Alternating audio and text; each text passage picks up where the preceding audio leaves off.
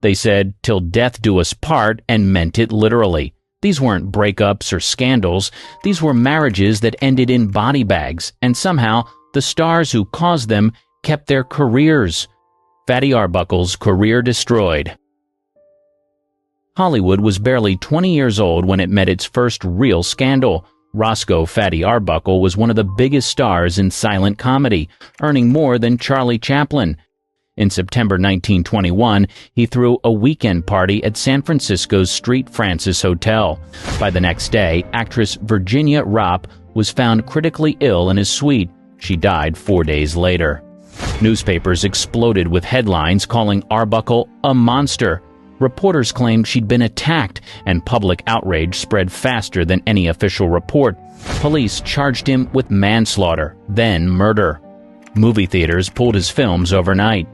What actually happened in that hotel room remains unclear. Witnesses contradicted each other. The prosecution leaned on rumor and moral panic more than evidence. During the first 2 trials, juries couldn't agree. By the third, the defense revealed medical records showing Roppe had long suffered from chronic bladder issues. The final jury deliberated for only 6 minutes before declaring Arbuckle innocent and even apologized to him in writing for what he'd endured. But Hollywood didn't forgive. Studios quietly blacklisted him. Theater owners refused to show his films. Arbuckle tried directing under a fake name just to work again. By the time the scandal faded, the damage was permanent. He died in 1933, the same week he'd finally signed a new studio contract to act again. For years, the case was used as proof that early Hollywood's glamour hid darker sides, media frenzy, moral judgment, and a man who, despite an acquittal, never truly cleared his name. Paul Kelly's fatal jealousy. Hollywood had seen scandals before, but Paul Kelly's case hit differently. He wasn't a slapstick clown or a troubled starlet. He was a respected stage actor on the rise. That changed the night he picked a fight with another man over love. The trouble started with actress Dorothy Mackay. She was married to actor Ray Raymond but was secretly seeing Kelly. When Raymond confronted him about the affair in May 1927, it ended violently. Witnesses said Kelly punched him again and again until Raymond collapsed. He died 2 days later from his injuries. Police arrested Kelly within hours. The story made front pages nationwide. Newspapers called it a crime of passion, while the film industry rushed to distance itself. In court, Kelly's lawyers argued self-defense, but the evidence showed otherwise. The jury convicted him of manslaughter. His sentence, 10 years. He served just over 2. By 1930, Kelly walked free, clean-shaven and ready to act again. Hollywood didn't shut the door for long. He married Mackay after her own short sentence for covering up evidence, and the pair returned to the stage. Within a decade, he was starring in major films like The Roaring Twenties. No one mentioned Ray Raymond anymore. The studios treated the killing like an unfortunate misunderstanding, proof that charm and talent could outlive guilt. Kelly worked steadily until his death in 1956, his record reduced to a footnote. It was one of early Hollywood's quietest comebacks. A man who killed for love, served 2 years, and kept his career intact. Thelma Todd and Roland West. It started with a locked door on a cold December night. Thelma Todd, the glamorous ice cream blonde of 1930s comedies, was found lifeless inside her car in her Pacific Palisades garage. The engine was running, and the doors were shut tight. Police called it accidental carbon monoxide poisoning, but the scene didn't sit right with anyone. Todd's face showed bruising. Neighbors heard shouting the night before. Her business partner and rumored lover, director Roland West, lived just upstairs. He admitted they'd argued after she came home late from a Hollywood party. The official report said she simply fell asleep in her car with the engine on. The coroner didn't buy it. Neither did the tabloids. The case became front-page news for weeks, fueled by whispers that West had locked her out in anger, trapping her in the garage. When asked, he claimed he didn't remember much of that night. No one was ever charged. The death was ruled accidental, and Hollywood moved on. West kept silent until his own death decades later, reportedly confessing to a friend that he had closed the door on her without realizing she couldn't get out. For fans, the mystery never ended. Todd's restaurant, still standing today, became a tourist stop for crime buffs chasing answers that never came. The actress who made millions laugh left behind one of Hollywood's earliest cold cases, a mix of tragedy, rumor, and a silence that never broke. William S. Burroughs' William Tell Killing. A drunken party in Mexico City turned into one of literature's darkest moments. William S. Burroughs, already known among beat writers in Hollywood's bohemian crowd, pulled a pistol from his bag. He told friends he was going to play William Tell. His wife, Joan Vollmer, balanced a glass on her head. Seconds later, she was fatally shot in the forehead. Witnesses said there was no game, just chaos. Burroughs claimed it was a tragic accident. Mexican police arrested him immediately, but he made bail and slipped away before the case went to trial. He never spent a single day in prison. The U.S. press barely covered it. His family used connections to keep headlines quiet. Years later, Burroughs admitted in interviews that the killing haunted him. Still, it didn't stop his career. He became a literary icon, publishing Naked Lunch and moving in circles that treated the incident as part of his legend.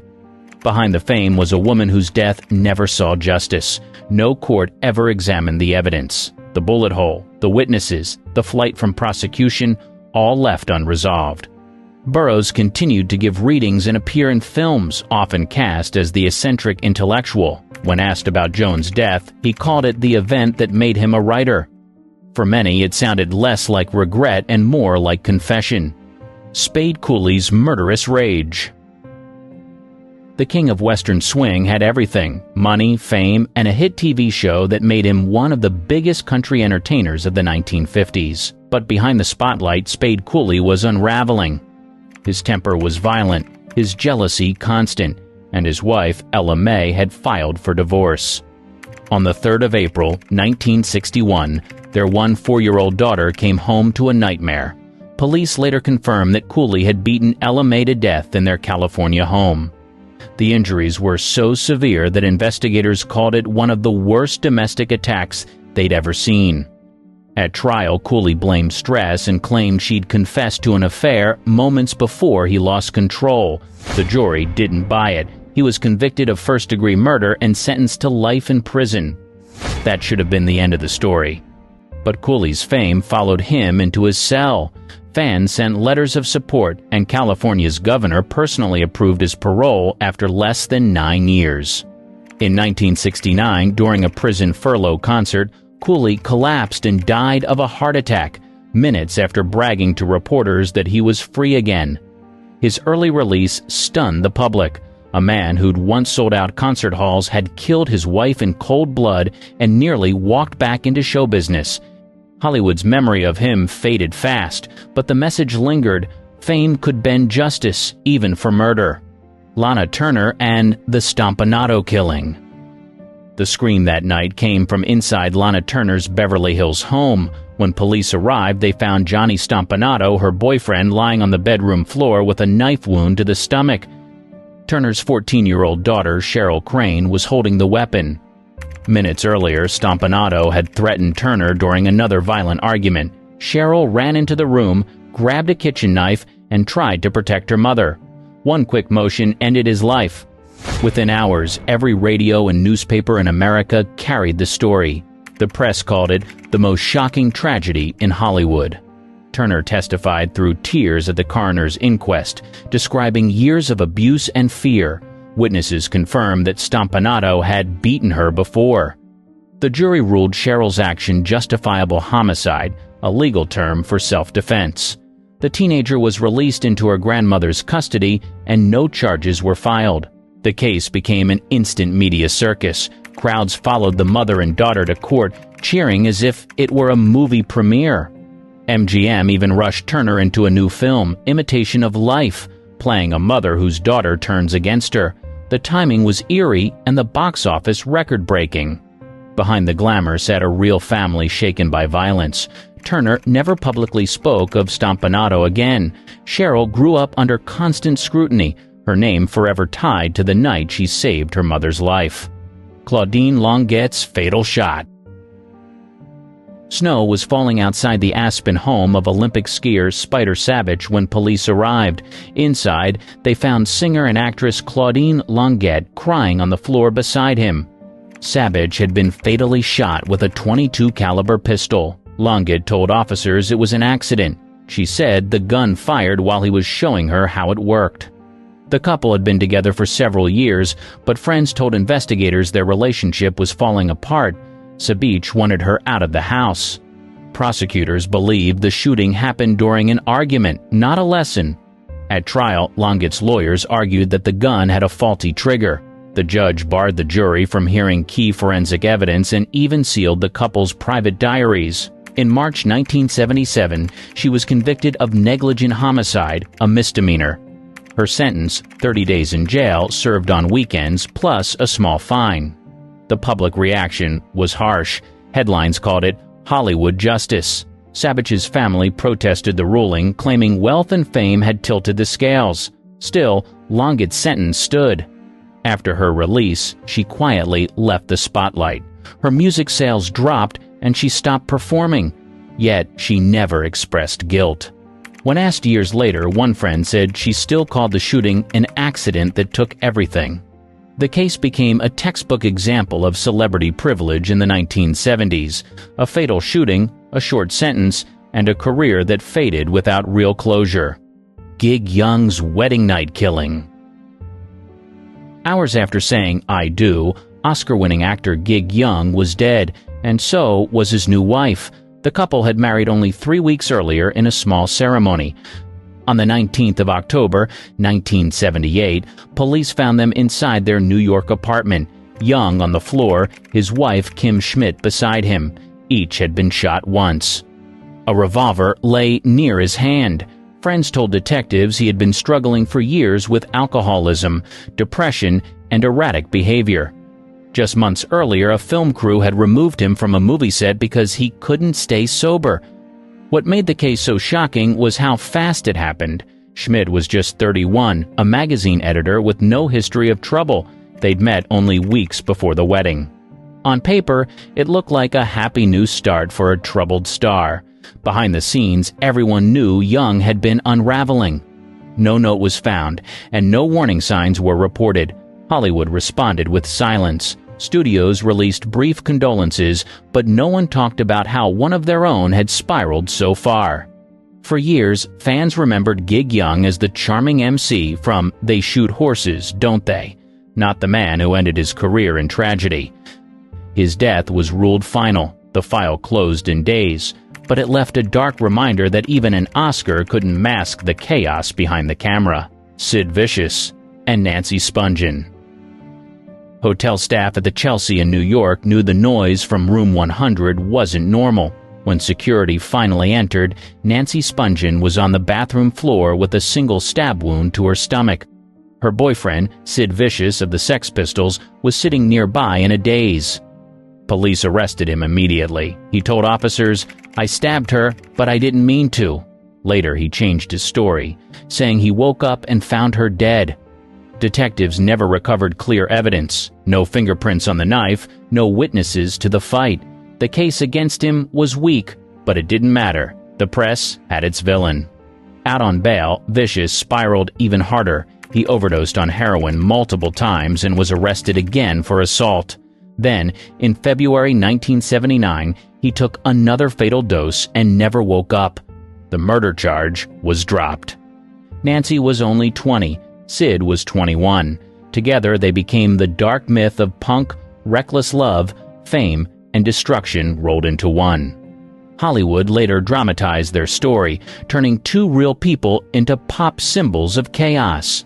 What's left in the record is thin. One dead, one gone, and a police file that closed with more questions than answers. Whether Sid killed Nancy or someone else did, no one ever faced trial. For investigators, the case remains officially unsolved. Tom Neal's fatal marriage. Once Tom Neal had been Hollywood's handsome outsider, the tough guy from Detour who seemed born to play doomed men. Off-screen, he lived up to it.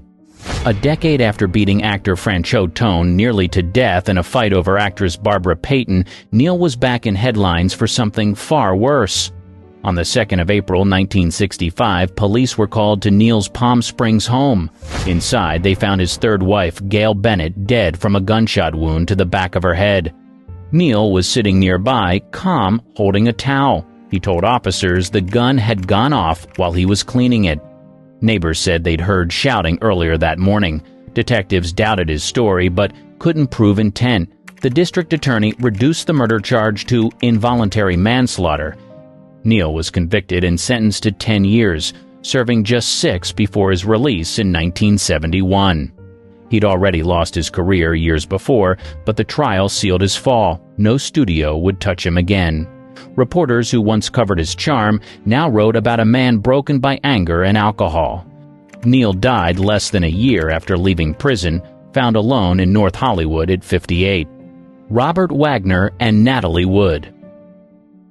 The yacht Splendor was anchored off California's Catalina Island when the call came in. Actress Natalie Wood had vanished overnight.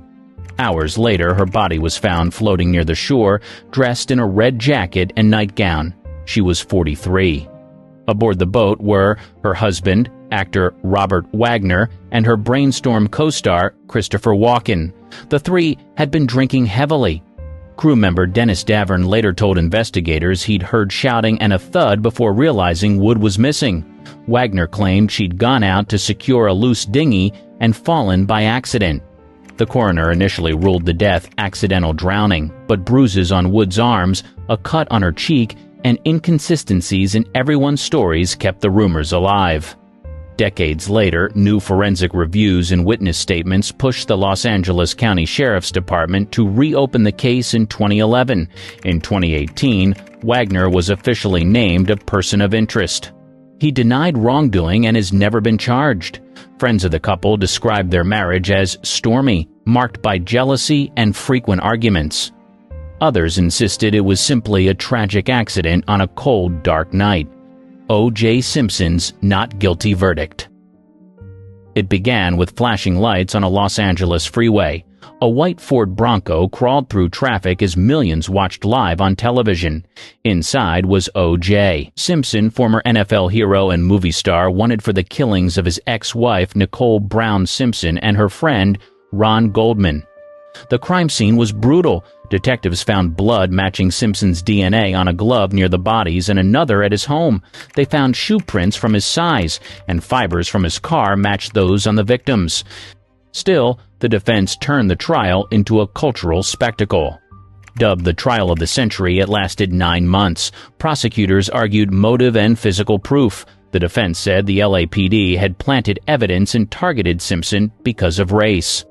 When Detective Mark Fuhrman was caught lying about racial slurs, the prosecution's case collapsed in front of the cameras. On the 3rd of October 1995, the jury read 2 words that stunned the world: not guilty. Outside the courthouse, cheers and outrage erupted at once. For many, the verdict showed that fame and public sympathy could outweigh even DNA. 2 years later, a civil jury found Simpson liable for the wrongful deaths and ordered him to pay $33.5 million. He never paid most of it. Simpson kept giving interviews insisting he was innocent, while the families of Nicole and Ron were left with a verdict they could never accept: Robert Blake's acquittal. Dinner at a quiet Italian restaurant turned into one of Hollywood's strangest murder cases. On the 4th of May, 2001, actor Robert Blake and his wife, Bonnie Lee Bakley, ate at Vitello's in Studio City. Minutes after leaving, she was found slumped in their car, fatally shot. Blake claimed he had gone back inside to get a gun he'd forgotten, one that police later confirmed was not the murder weapon. Detectives uncovered a tangled backstory. Bakley had a history of scams and relationships with famous men. Blake said he married her only after a DNA test proved he was the father of her baby. Prosecutors argued that resentment and humiliation pushed him to plan her death. The case drew nonstop media attention. Former stuntmen testified that Blake had asked them to take care of his wife, but the witnesses were inconsistent and physical evidence was thin. After a 3-month trial, the jury acquitted him in 2005. Civil court didn't agree. Later that year, another jury found Blake responsible for his wife's death and ordered him to pay $30 million in damages. He declared bankruptcy soon after. Hollywood didn't welcome him back. Studios stopped calling, and Blake spent the rest of his life giving interviews about the trial that defined him. He died in 2023, still insisting he'd been framed. Christian Brando's domestic shooting. The Brando family lived in the spotlight, but in May 1990, that light turned harsh. Christian Brando, son of acting legend Marlon Brando, got into a fight at the family's Mulholland Drive estate in Los Angeles. The argument was with Dag Drolet, the boyfriend of Christian's half-sister Cheyenne. Moments later, a gun went off. Drolet was hit in the face and died instantly. When police arrived, Christian admitted he pulled the trigger but claimed it was an accident. He said he'd been trying to scare Drolet after learning he had allegedly hurt Cheyenne. Investigators never found evidence of abuse, but the story gripped the tabloids. The case mixed celebrity, family drama, and tragedy. Marlon Brando broke down on the witness stand, begging for mercy for his son. The courtroom fell silent as he described his family's nightmare. In the end, prosecutors accepted a plea deal. Christian pled guilty to voluntary manslaughter and illegal use of a firearm. His sentence? 10 years in prison. He served fewer than 5. After his release, he drifted between small roles and legal trouble, struggling with addiction. Cheyenne, devastated by Drolet's death, later took her own life. Christian Brando died in 2008 at just 49, his name forever tied to the night that shattered his family. Phil Spector's Hollywood cover. The mansion at the end of Grandview Drive looked quiet that night. Inside, music producer and occasional actor Phil Spector had brought actress Lana Clarkson home after meeting her at the House of Blues in Los Angeles. Minutes later, a gunshot echoed through the hall. Clarkson was dead, seated in a chair by the front door with a revolver in her mouth. Spector told police it was an accident. She kissed the gun. Investigators didn't believe him. His driver reported hearing Spector walk out and say, "I think I just killed somebody." Detectives also found traces of gunshot residue on his hands and jacket. Hollywood wasn't surprised. For years, Spector's temper and gun obsession were an open secret. Ex-girlfriends described being threatened at gunpoint, yet no one had ever filed charges. Now, those stories became evidence. Still, his money bought time. He posted $1 million bail and lived free for nearly 6 years before the case reached trial. The first ended with a hung jury. In 2009, a second jury convicted him of second-degree murder, and he was sentenced to 19 years to life. Clarkson's family said justice had come too late. For many, Spector's long escape from accountability showed how fame could stall even the strongest case. He died in prison in 2021, still insisting he was innocent. One of these men lit himself on fire on live television. Another once broke up a real gang fight between extras. And number 6, he destroyed his entire face, then smiled about it. You think actors are soft? Think again. Bronson's prison yard training. He didn't grow up with movie dreams. Charles Bronson grew up with a shovel. Born in 1921 in a Pennsylvania coal town, he was one of 15 children. The family spoke Lithuanian at home and didn't have running water. By age 10, he was working in the mines to help buy food. After World War II, where he served as a tail gunner in the Air Force, Bronson drifted west and tried acting. He wasn't polished. He wasn't charming. Studios didn't know what to do with him. He had the look of someone who'd been in real fights. Because he had. Most actors trained at private gyms. Bronson didn't. He worked out in prison yards. Real ones. He trained with ex-cons and day laborers who didn't care about technique, just strength and grit. He wanted to look like he could hurt someone. And he did. Push-ups on gravel. Rope climbs with no gloves. Makeshift weights made from scrap metal. No music. No mirrors. Just bruises and calluses. That's how he built the body you see on screen. By the mid-1950s, he started landing small parts. War movies, westerns, tough guy roles. Directors didn't cast him for dialogue. They cast him because when he looked at you, it felt like a threat. On set, he refused stunt doubles, said they were a waste of time. During a fight scene in The Magnificent Seven, he accidentally knocked another actor out cold. They kept filming. The crew didn't even blink. He didn't talk much, didn't smile unless he had to, didn't care if you liked him. He came to work, did the job, and left. Simple as that. Clint Eastwood once said Bronson wasn't acting. That's just how he was. Bronson didn't move to Hollywood to chase fame.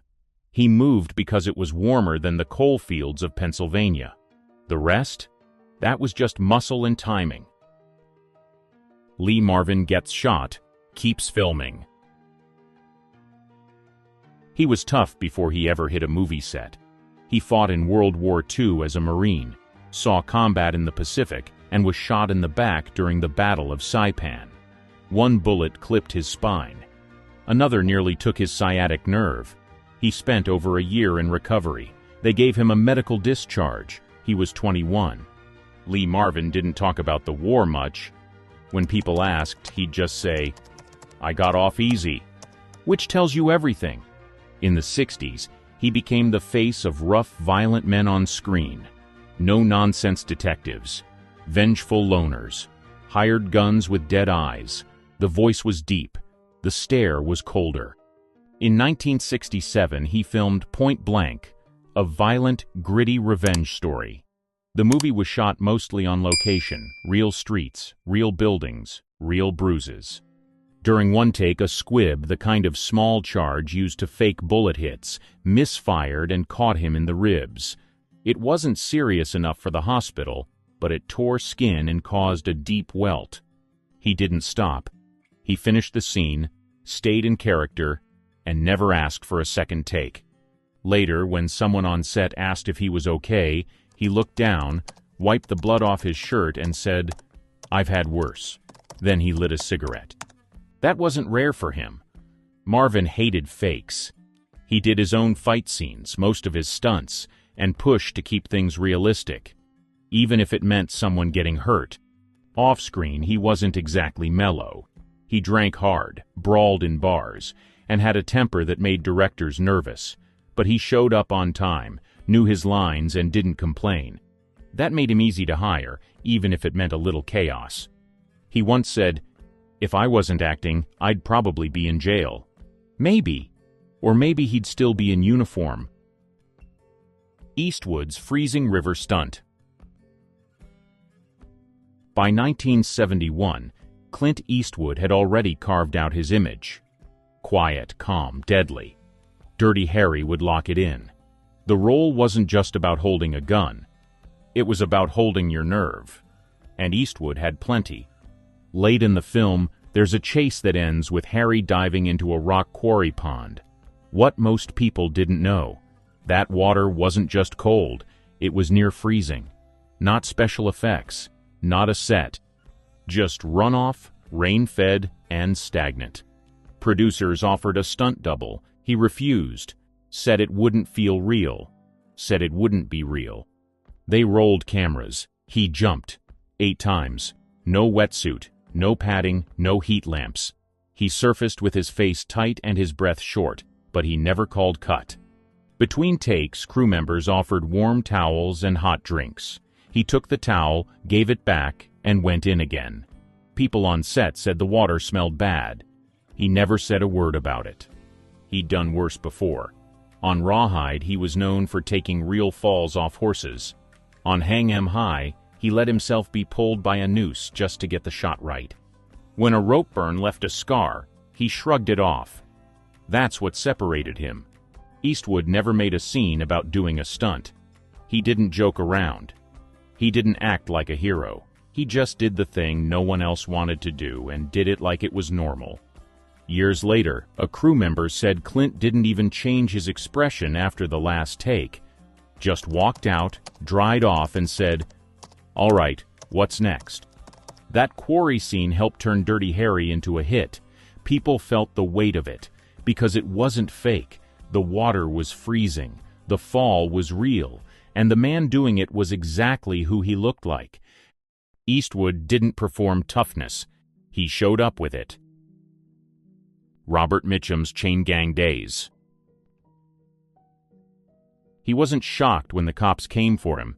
It was 1948, and he'd just been caught at a party in L.A. with marijuana. At the time, that wasn't just a bad headline, it was a career-ending scandal. Studios freaked out. Reporters circled. Most actors would have denied everything. Mitchum didn't bother. He told the press, "Well, it was kind of dull in jail, but I met a lot of nice people." The court gave him a 2-month sentence at a California prison farm, complete with hard labor. He wasn't put in protective custody. No special treatment. He wore the uniform, did the work, and slept in the same barracks as everyone else. Chain gangs weren't a joke. Days started early. Inmates cleared brush, worked road crews, and hauled gear under the sun. Mitchum didn't complain. He actually posed for photos behind the fence, smirking. He told a reporter he was getting a tan and learning about real acting. When he got out, he went right back to work. Most stars would have tried to hide it. Mitchum didn't care. He treated the whole thing like a press junket. Studios expected his career to fall apart. Instead, ticket sales went up. Within months, he was back on screen in Rachel and the stranger opposite Loretta Young and William Holden.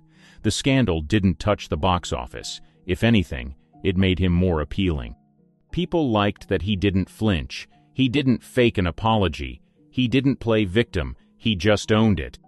Years later, Mitchum said, "The only difference between me and most actors is that I never learned to keep my mouth shut." He wasn't a method actor. He didn't rehearse much. But he had presence, attitude, and a voice that sounded like gravel in a coffee can. Directors said he was lazy, but always perfect on the first take. He never tried to be a role model. He smoked, drank, got in fights, and kept showing up to work. Jail didn't slow him down. If anything, it made him harder to ignore. Jack Palance lights himself on fire. He wasn't afraid of fire. In fact, he once lit his own arm on fire on national television just to prove a point. That wasn't a movie stunt. That was real life, on Ripley's Believe It or Not. In 1982, he was co-hosting the show, standing next to a table with a small flame-retardant cream display. The idea was simple. Apply the cream, light the sleeve, and show it wouldn't burn. The producers wanted a technician to do it. Palance said, "No, I've got it." The sleeve went up in flames, not a little puff, actual fire. The studio audience gasped. The crew panicked. Palance didn't move. He kept talking as the flames danced on his arm. When it burned out, he casually brushed off the ashes and cracked a smile. He didn't even flinch. That wasn't unusual for him. Palance had a long history of doing things his way. During World War II, he was a bomber pilot trainee. A fiery crash during training left his face severely burned. He went through multiple surgeries and came out looking harder than before. When he got to Hollywood, directors didn't cast him as a pretty boy. He played killers, brawlers, and guys who looked like they could break bones just by glaring. He often insisted on doing his own stunts, even in his 60s. He trained as a boxer, sparred regularly, and once did one-arm push-ups on live TV at age 73. Not once. Several. At the Oscars. People said he was difficult. He didn't care. If he thought a script was weak, he'd say so. If he didn't like a co-star, he'd let them know. But when the cameras rolled, he was all business.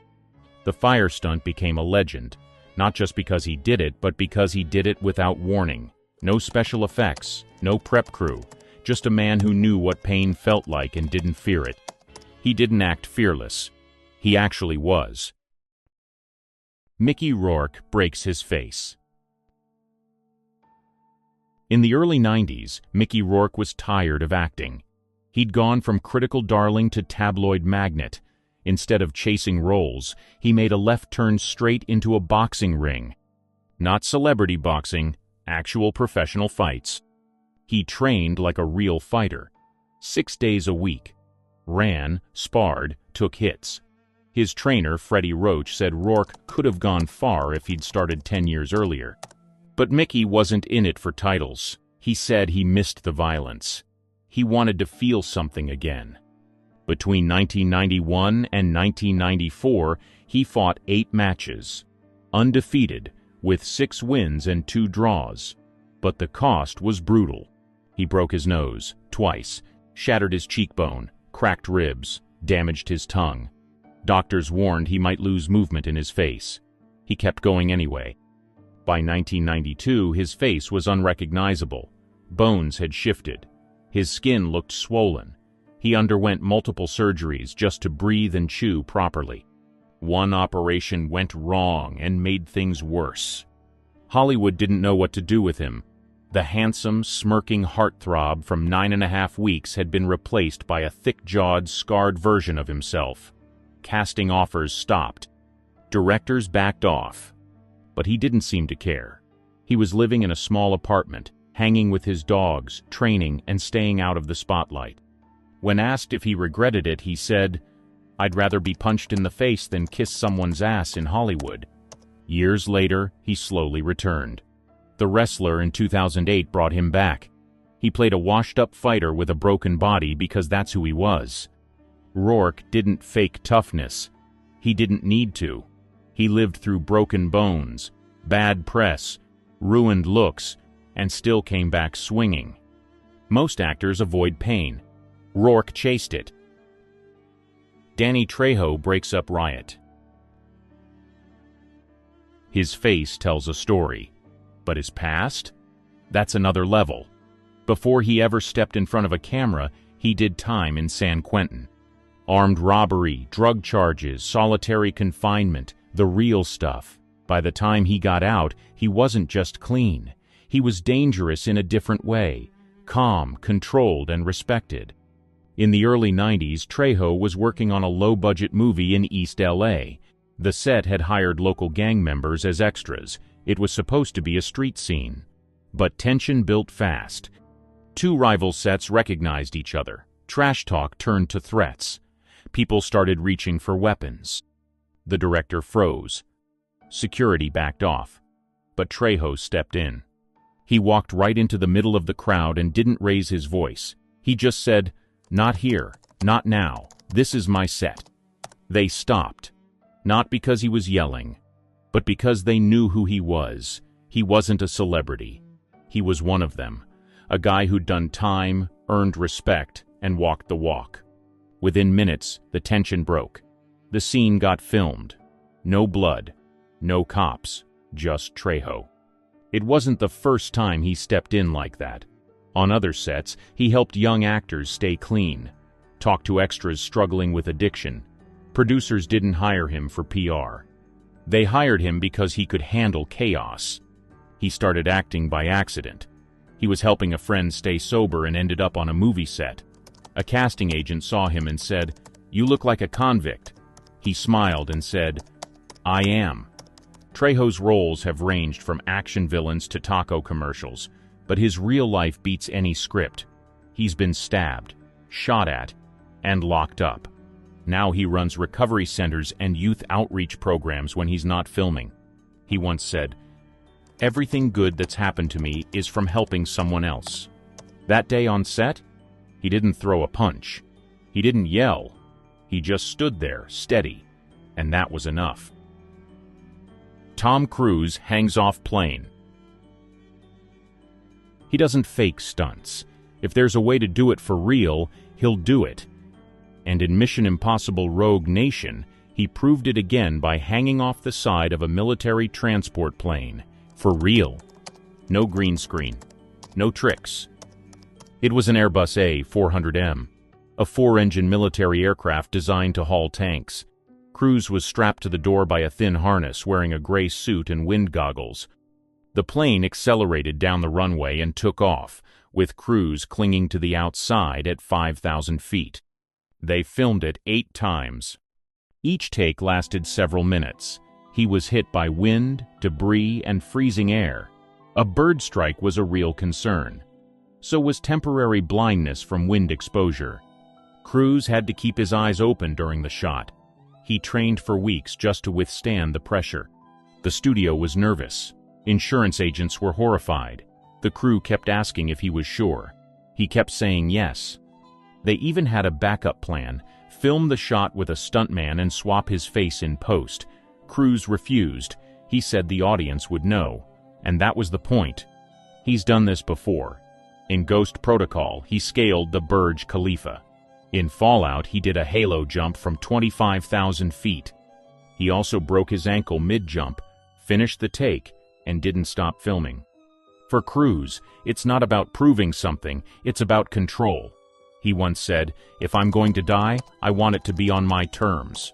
A little intense, but it explains a lot. The airplane stunt made headlines. Behind-the-scenes footage showed how dangerous it really was. One wrong move, one gear failure, and it was over. But Cruise didn't flinch. He hit his mark, gave the signal, and trusted the pilot. Most actors talk about pushing limits. Cruise just does it, then goes home, rewatches the footage, and plans something bigger. Keanu's spine surgery, no pain meds. In 1997, Keanu Reeves was getting ready to film The Matrix. He had one problem: his spine was falling apart. Doctors found that 2 of his spinal discs were severely compressed. One had started to calcify, his legs were going numb, he needed surgery fast. He went under the knife just weeks before stunt training began. It was a delicate operation. One bad move could have paralyzed him. But Reeves didn't delay production. He showed up to Kung Fu rehearsal wearing a neck brace. He could barely kick. So for the first few months, the stunt team focused only on arm moves and upper body forms. He pushed through it, no painkillers. He wanted to stay mentally sharp and didn't want meds clouding his head during choreography. That kind of training was brutal. Most actors would have taken 6 months off. Keanu didn't. He showed up every day, quiet and focused, learning complex martial arts scenes while hiding nerve damage. The crew didn't even know he was recovering from surgery. One of the stunt coordinators later said, "We just thought he was a little stiff." He didn't talk about the pain. He didn't use it as an excuse. When it came time to film, he nailed it. The backflips, the wire work, the slow-motion kicks. You'd never guess he was healing from spinal surgery the whole time. And that wasn't the only time he powered through something ugly. Keanu has filmed through broken ribs, busted ankles, and injuries from motorcycle crashes. He just doesn't broadcast it. He once said, "Pain is just part of life. You can't let it stop you." He's known for being calm, generous, and a little mysterious. But under all that is a guy who works harder than anyone, complains less than anyone, and shrugs off pain like it's no big deal. For The Matrix, he wasn't just pretending to be superhuman. He was already halfway there. Jason Statham's truck rescue dive. He was supposed to drive a stunt truck, fire a prop gun, and stop just short of a dock. Easy scene, done it 100 times. But on The Expendables 3, something went wrong. The brakes failed. Instead of stopping, the truck shot off the edge and plunged straight into the Black Sea. Everyone on set froze. The truck sank fast. No stunt double, no safety crew inside. Just Statham. Most people panic underwater. He didn't. He kicked out the driver's side window and swam to the surface. No air tank. No wetsuit. Just raw instincts and years of diving experience. Before acting, Statham was a competitive diver for Britain's national team. For 12 years, he trained full-time, performing high dives and complex flips. That background probably saved his life. Crew members thought he'd be shaken. He wasn't. He swam back to shore, shook off the water, and asked when they were filming the next shot. Sylvester Stallone later said, "We'd all be dead. But not Jason. He's the real deal." He wasn't trying to be a hero. He just acted fast. And afterward, He didn't brag. He didn't ask for the footage to go viral. He just wanted the scene redone, this time with working breaks. That kind of mindset is what makes him different. Statham doesn't use stunt doubles. In The Transporter, he trained in Krav Maga, Brazilian Jiu-Jitsu, and even did his own driving. In Crank, he hung off a helicopter 3,000 feet up. No rigging, just straps and confidence. He once said, "If I'm not doing my own stunts, I'm not doing my job." What happened in the Black Sea wasn't part of the script. It wasn't a movie moment. It was real. Cold water, a sinking truck, no backup plan, and Statham handled it like it was just another Tuesday. 15 Hollywood legends, 15 hidden struggles. Some kept their secrets behind costumes, others behind clever camera tricks, and one star's condition was staring everyone in the face the whole time. Silent star with hidden pain. Lon Chaney grew up speaking with his hands. Both of his parents were deaf, so he learned sign language before most kids even spoke their first words. That skill gave him a rare gift. He could tell a story with only his body and face. When silent films exploded in the 1910s, Chaney already knew how to stand out. He didn't rely on exaggerated gestures like many of his peers. He understood small, sharp movements could say more. That made him a natural choice for grotesque and tragic roles. In The Hunchback of Notre Dame, 1923, he strapped on a heavy hump and twisted his body into Quasimodo. In The Phantom of the Opera, 1925, he terrified audiences with makeup he created himself. Viewers called him the man of 1,000 faces, but very few knew how much he was pushing through behind the scenes. Chaney smoked heavily, often hacking between takes. Doctors warned him about his lungs, but he kept working. By the late 1920s, his cough was constant. When he filmed the talking version of The Unholy Three in 1930, his only sound picture, his voice was rough, his breathing strained. That same year, he collapsed. Doctors found bronchial cancer, worsened by years of throat infections. Radiation treatments and surgery followed, but his body was too far gone. He died in August 1930, only 47 years old. Hero with missing fingers. Harold Lloyd looked like the perfect all-American boy. Glasses, bright smile, boundless energy. Audiences in the 1920s thought he was fearless, the kind of guy who could hang off a skyscraper clock without breaking a sweat.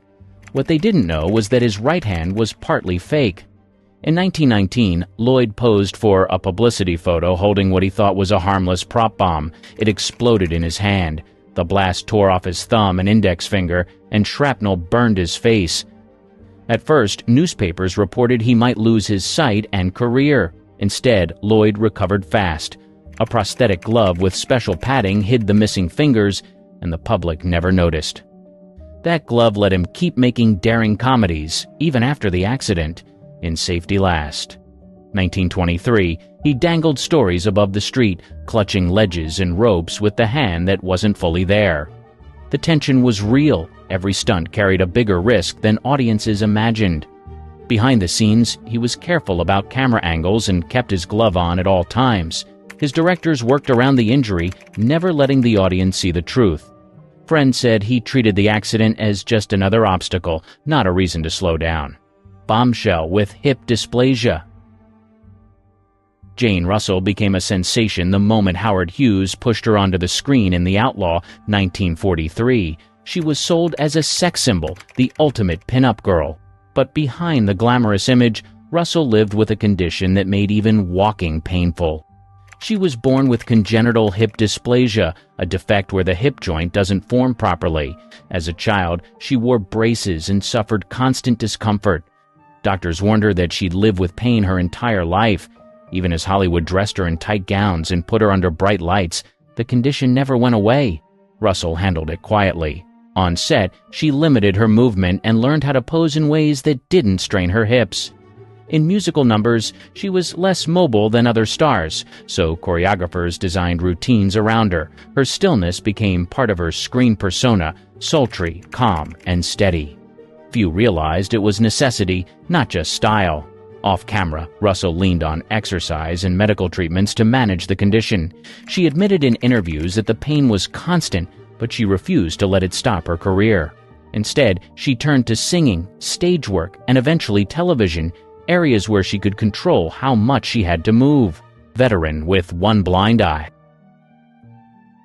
Claude Rains didn't look like a war hero, but World War I left its mark on him for life.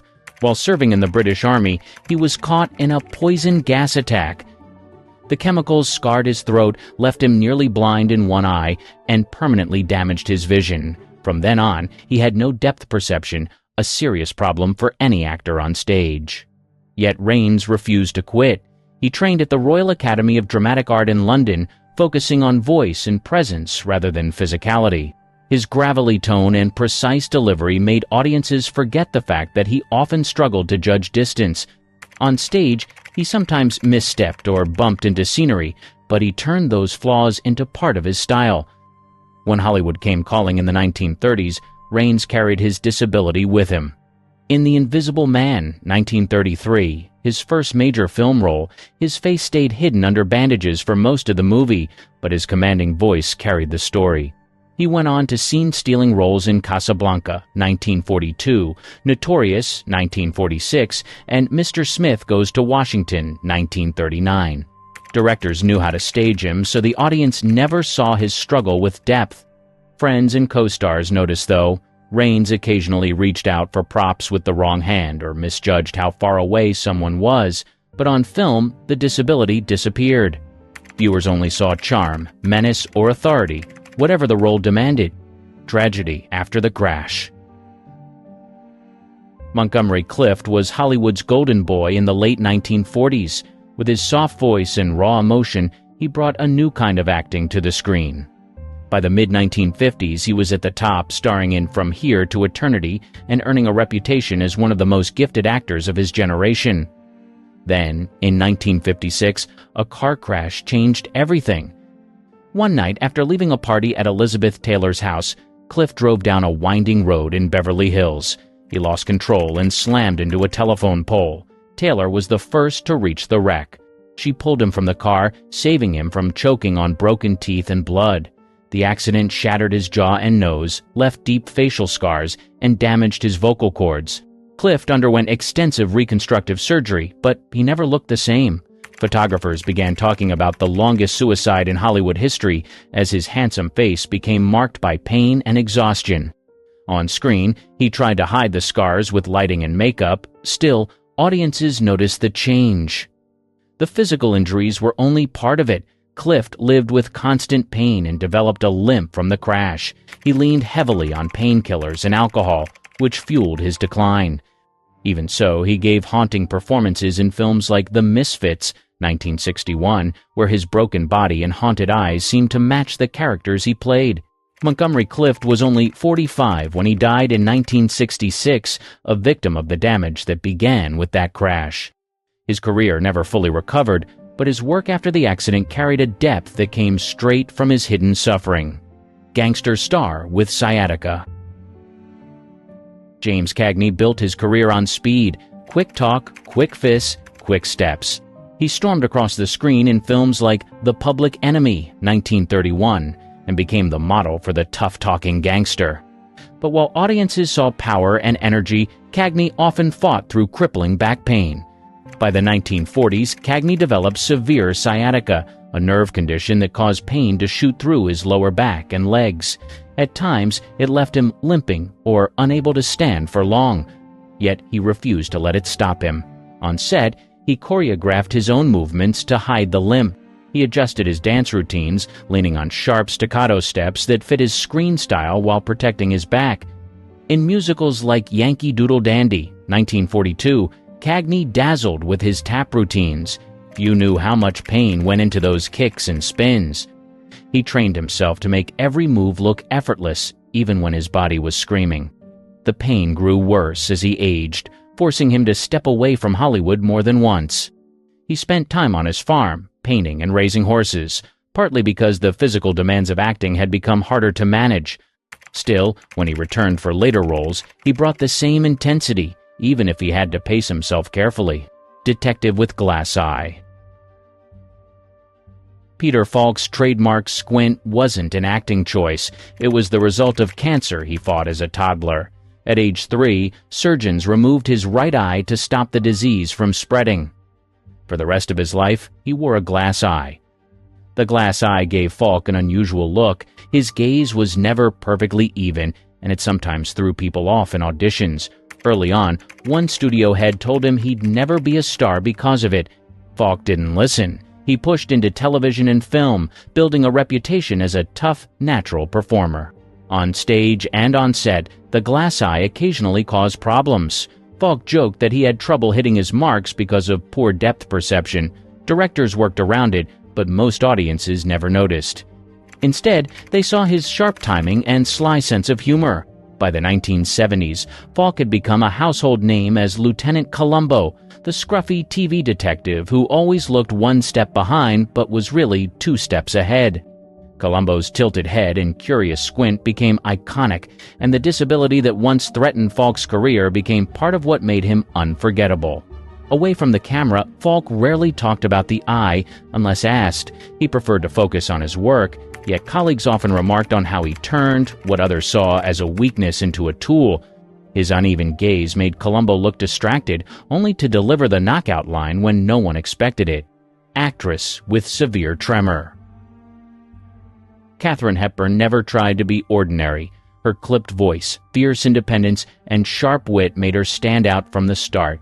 But as her career stretched into the 1960s, something else began to define her presence on screen, a tremor that she couldn't hide. The shaking began in her hands, then spread to her head. Doctors diagnosed her with familial essential tremor, a hereditary condition that causes involuntary movement. It wasn't dangerous, but it was impossible to control. Many actors might have retired or tried to cover it up. Hepburn did neither. On set, the tremor was obvious. In Guess Who's Coming to Dinner, 1967, her head shook slightly as she delivered lines, yet her authority filled the screen. Instead of distracting from her performance, the tremor became part of her rhythm. She leaned into it, proving that control wasn't necessary for power. Off-screen, she refused pity. When interviewers asked about the condition, she brushed it aside. Friends said she had no interest in pretending to be flawless. Her career lasted decades longer than most actresses of her generation, tremor and all. By the 1980s and 1990s, the shaking was severe, but she kept appearing in television, movies, and interviews. Younger audiences knew her not only as a screen legend, but also as a woman who never let a disability define her. Stroke that changed a legend. Kirk Douglas was the definition of a Hollywood powerhouse. From Spartacus to Paths of Glory, he built a career on strength, defiance, and grit.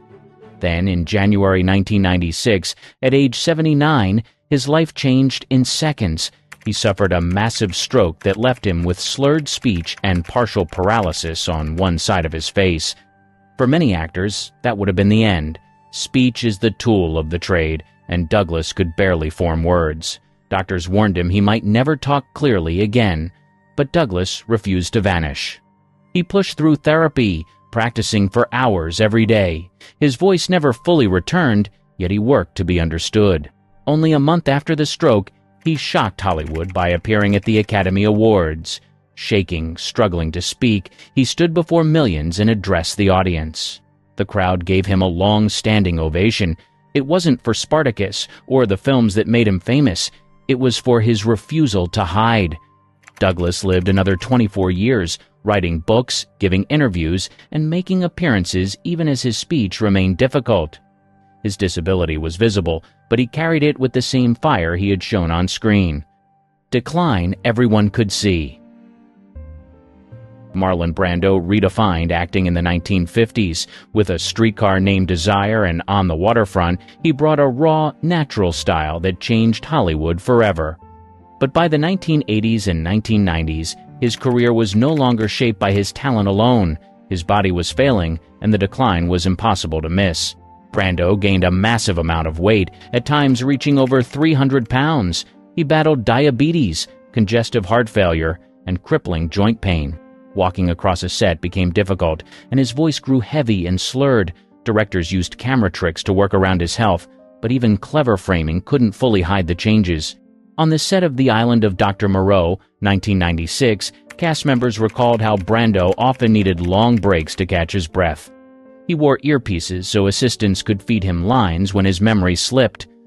What audiences saw on screen looked eccentric, odd costumes, strange choices, but much of it came from a man trying to manage his failing health.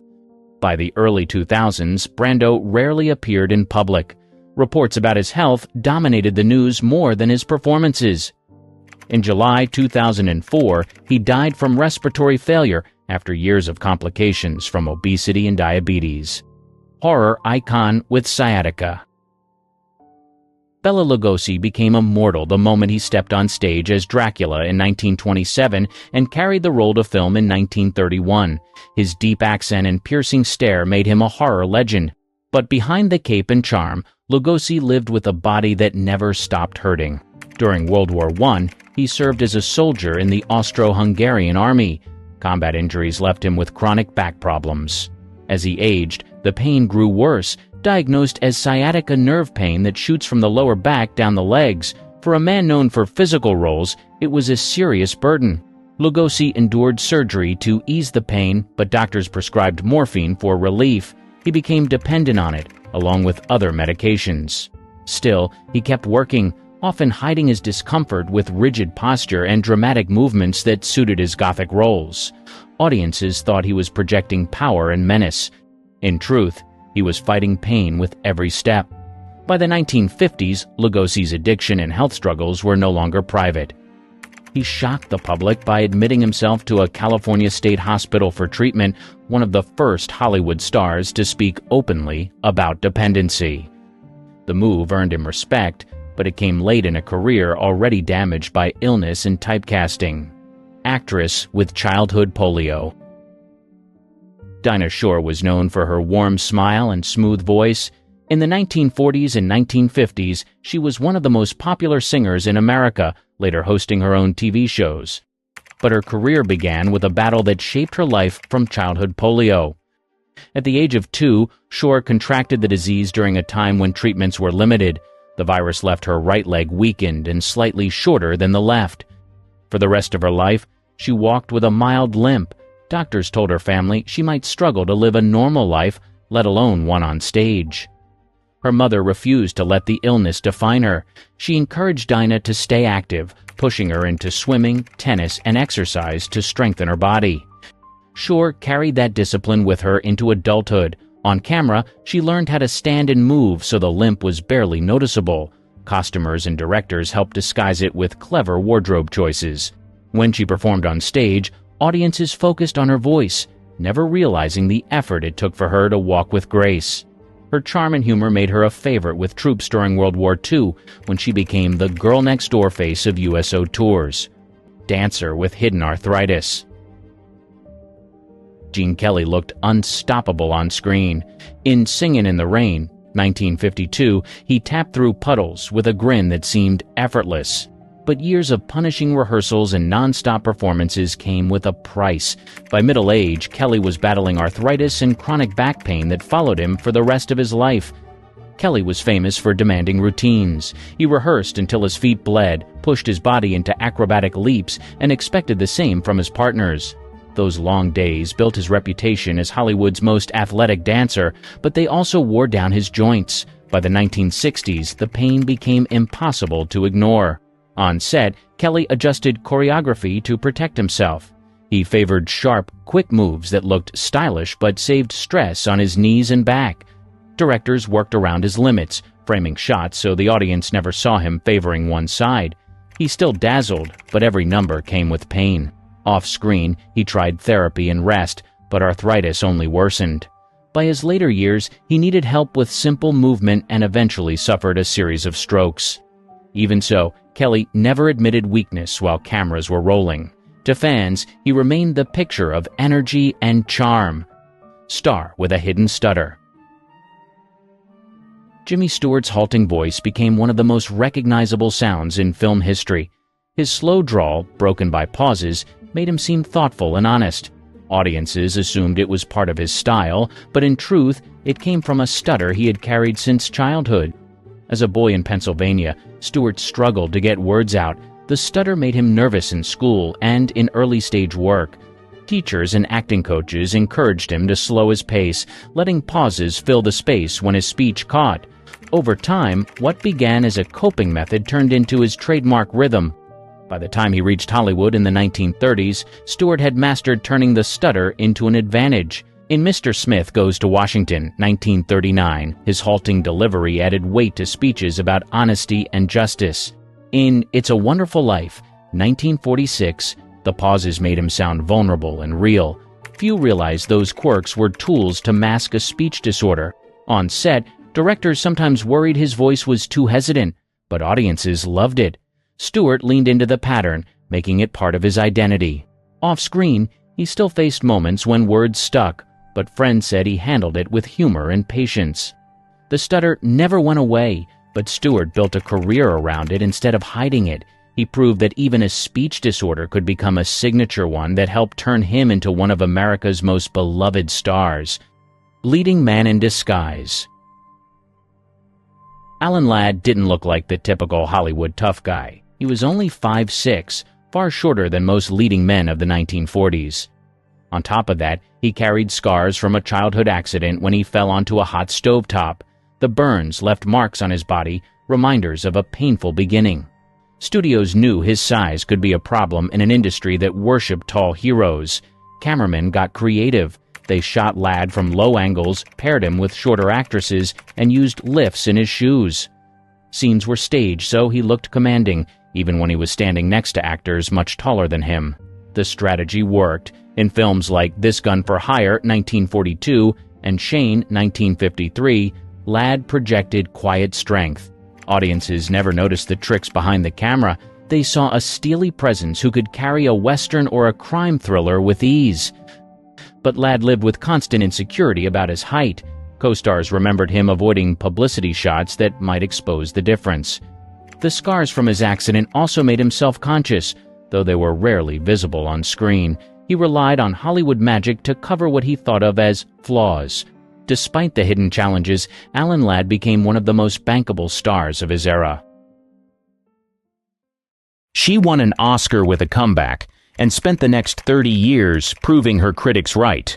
Joan Crawford's worst role? Herself. Oscar high, career confusion. She won an Academy Award in 1946 for Mildred Pierce, and for a minute, it looked like she'd pulled off the ultimate comeback. She had been dropped by MGM just a few years earlier, labeled box office poison in a 1938 ad alongside other stars past their prime. But when Mildred Pierce hit, she wasn't just back, she was dominant. That win inflated her already well-known sense of control. Crawford took her pick of roles and passed on some of the best scripts of the era. One of the biggest? All About Eve. The lead part eventually went to Bette Davis, who earned critical raves and an Oscar nomination. Crawford had called the script talky. Instead, she chose safer projects like Flamingo Road, Harriet Craig, and The Damn Don't Cry. They weren't flops, but they didn't elevate her. Audiences started seeing the same performance again and again. Dramatic tears, icy glares, and monologues about betrayal. One reviewer even said she looked like she was competing with herself. Behind the scenes, directors struggled to manage her. She demanded specific lighting, insisted on rehearsing scenes long past the scheduled wrap time, and sometimes took over costume design. Makeup artists were warned not to touch her brows. One former Warner Brothers producer said, "Working with Joan wasn't just directing, it was negotiating." Her need for image control was relentless. She reportedly kept a mirror off camera during shoots to check herself between takes, and she had final say over camera angles. If the cinematographer disagreed, she'd call the studio boss directly. Publicly, she still drew headlines and packed theaters. But the freshness of Mildred Pierce was gone by the end of the decade. In 1949, the New York Times reviewed Flamingo Road and remarked, "Miss Crawford seems to be playing Miss Crawford." She wasn't evolving, she was repeating. And while she thought she was at her peak, Hollywood was quietly preparing for her decline. Queen Bee or set tyrant? By the early 1950s, Joan was still booking leading roles, but now the drama off-screen was getting just as loud as anything in the script. She starred in Sudden Fear in 1952, earning another Academy Award nomination. The film did well. Critics praised her intensity, but the moment didn't last. Behind closed doors, directors said she was becoming almost impossible to work with. She questioned blocking, changed camera setups, and would stop entire scenes mid-take if she didn't like her co-star's line reading. Things reached a boiling point during the 1955 production of Queen Bee. It was supposed to be a sharp melodrama. Instead, it turned into a lesson in survival for everyone on set. Crawford reportedly dominated every department. If she didn't like a prop, it vanished. If a supporting actress stood out too much, Joan ordered the costume department to dull her wardrobe. She was notorious for arriving on set with her own cooler, filled with vodka and Coca-Cola labeled for medicinal use. The cast and crew called it the fifth assistant director. Actress Betsy Palmer, who played the young ingenue, later recalled Crawford mocking her makeup and wardrobe in front of the crew. "She could freeze you with a look," Palmer said, "and if you cried, she liked it." Cinematographers weren't safe either. She had favorite angles and would bark orders if the lighting didn't hit the cheekbone just right.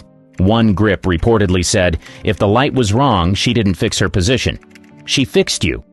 Director Ranald McDougall, who also wrote the script, admitted she pushed for rewrites almost daily. He gave in more often than he wanted to. By the time filming wrapped, no one wanted a sequel. Crawford blamed her co-stars for the bad energy. Publicly, she smiled through press junkets and interviews. But inside the studio gates, the stories were circulating. Joan wasn't worth the chaos. Studio exit and public meltdowns. By the mid-1950s, the studio system that had built Joan Crawford's career was collapsing, and she wasn't adapting well. After Queen Bee, she signed with Columbia Pictures and made a few more films, Autumn Leaves and The Story of Esther Costello.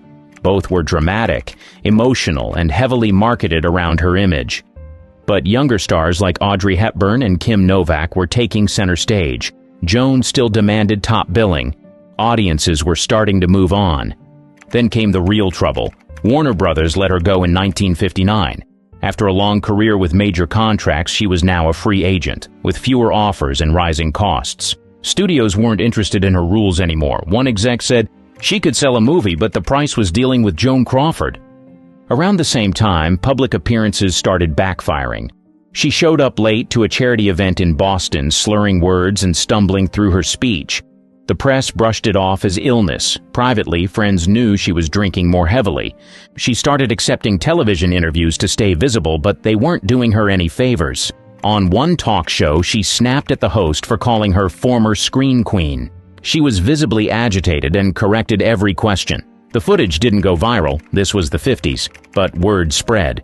She'd also gained a reputation for calling journalists after bad reviews to argue, sometimes late at night. Columnists quietly stopped taking her calls. By 1960, she was a walking contradiction. She still acted like she was at the center of Hollywood, but the calls weren't coming. She hadn't had a real hit in years. And behind the glam shots and photoplay, there was a woman holding tighter and tighter to a career that was slipping through her fingers.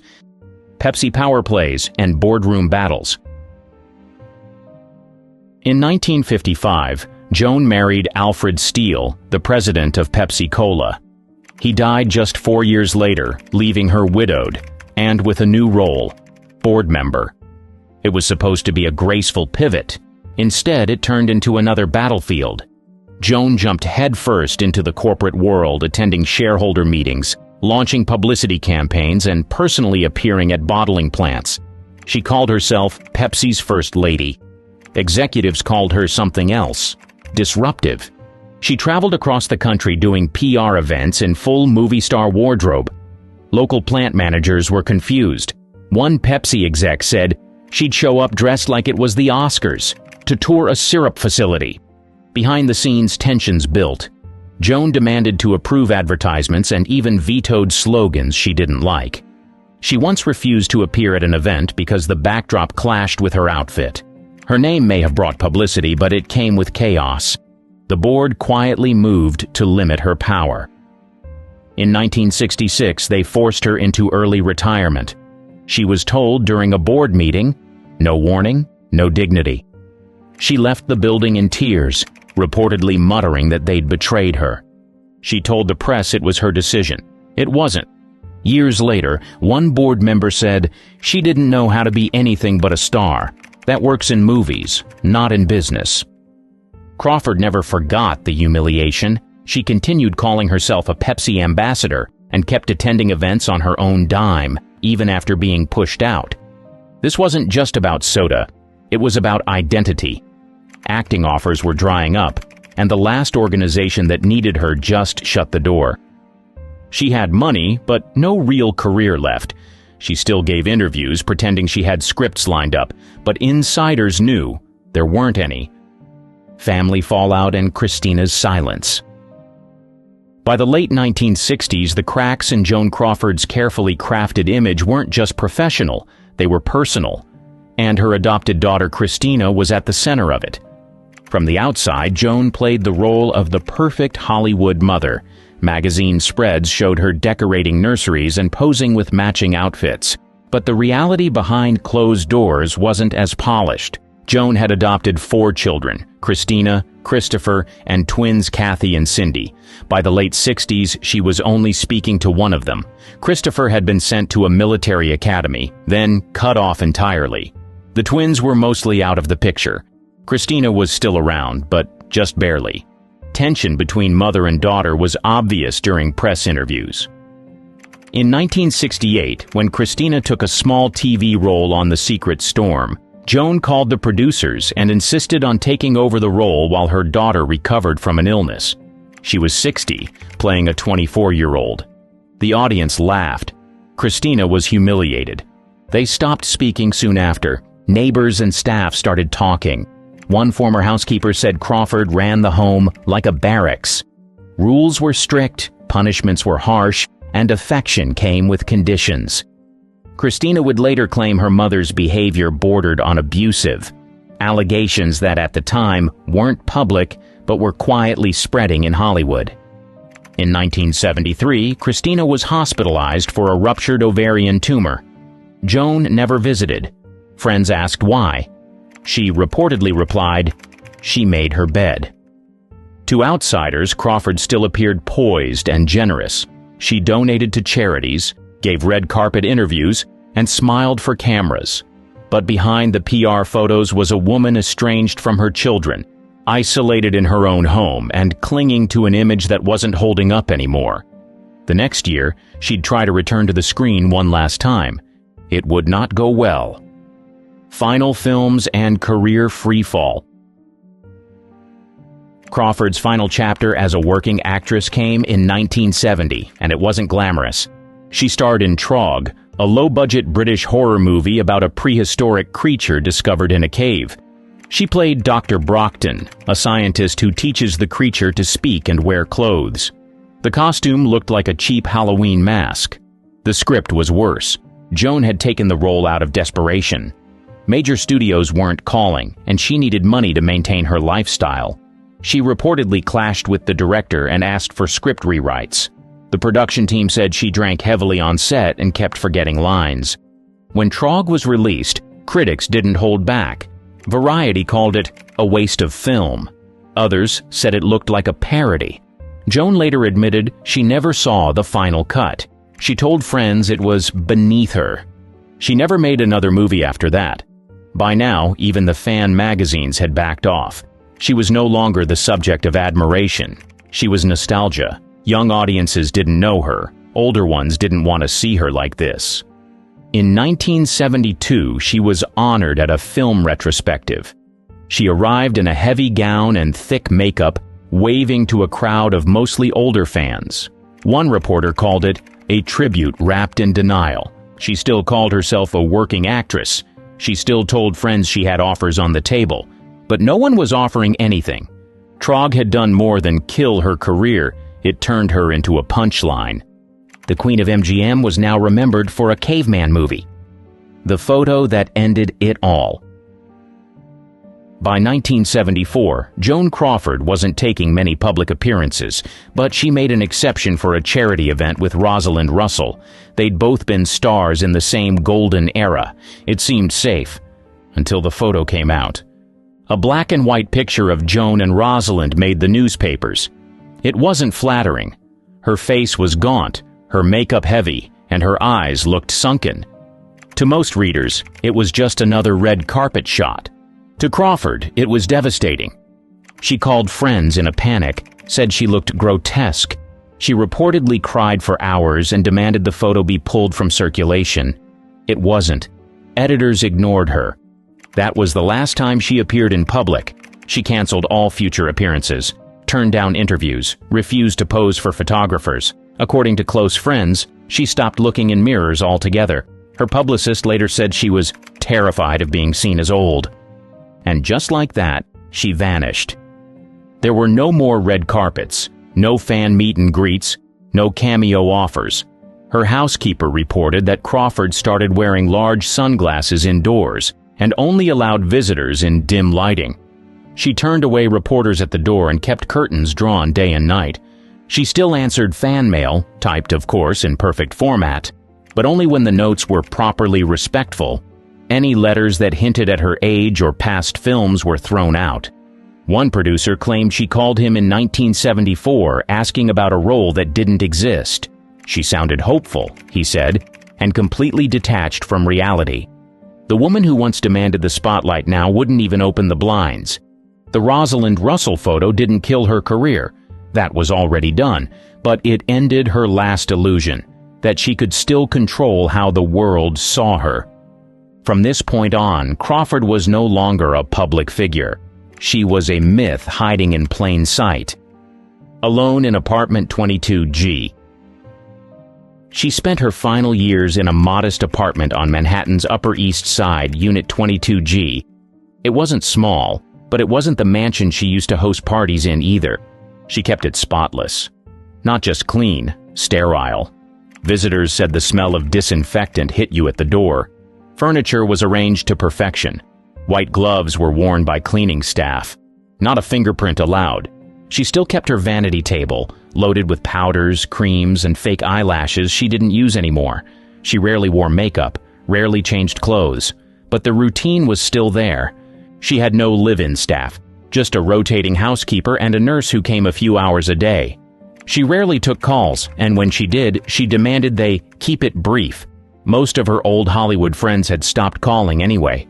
She stayed up late watching her old movies on TV. She'd call the station sometimes to complain if they ran an ad break in the wrong place. Once she reportedly asked them to play Humoresque at a different hour so she could sleep after.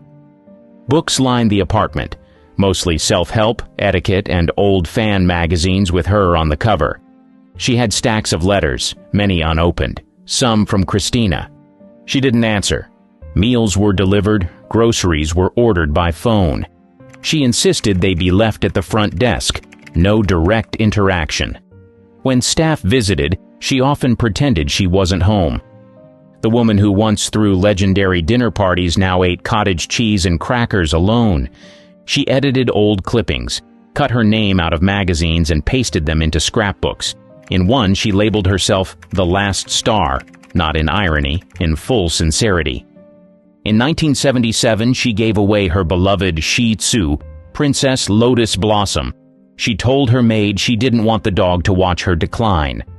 3 months later, she passed away in her bedroom. No funeral, no fanfare. She left behind wigs, perfume, and a will that would ignite a firestorm. Death, will, and the final blow. Joan Crawford died on May 10, 1977, in her Manhattan apartment. She was 73. The official cause of death was a heart attack. She had complained of fatigue the night before and passed away quietly in her bedroom. Her housekeeper found her that morning. There was no drama, no dramatic exit, just silence. She'd already planned the details. No funeral, no memorial. She didn't want mourners. She had her body cremated and her ashes placed next to her last husband, Alfred Steele, at Ferncliff Cemetery. But the peace didn't last long. When her will was read, jaws dropped. She left money to charities, to loyal staff, and to a few friends, but two names were notably excluded: Christina and Christopher, her two oldest adopted children. The line in the will was cold and direct. "It is my intention to make no provision herein for my son Christopher or my daughter Christina for reasons which are well known to them." It wasn't just an omission, it was a public rejection. The press picked it up immediately. Tabloids printed the line in full. Gossip columns speculated about what the reasons could be. Hollywood insiders already knew there had been tension for years, but this felt like a final slap. Christina issued a short statement. Christopher said nothing. Friends of Crawford defended her. They said the kids were ungrateful. Others weren't so sure. By cutting them out so publicly, she opened the door for what came next. And it wasn't a tribute, it was a takedown. Christina's book was already in motion. Christina Crawford didn't wait long. She had already started writing a book before Joan died. The will just lit the match. In 1978, less than a year after her mother's death, Mommy Dearest hit bookstores. The cover was simple, just Christina's name and the words, "The story of my mother, Joan Crawford." It sold out in days. The book alleged years of physical and emotional abuse. Christina claimed she was beaten, gaslit, and terrorized over minor mistakes. The most famous story? Wire hangers. Joan allegedly flew into a rage because Christina had used the wrong kind. The image was unforgettable and deeply damaging. Critics were split. Some believed every word. Others called it exaggerated. But the public didn't care.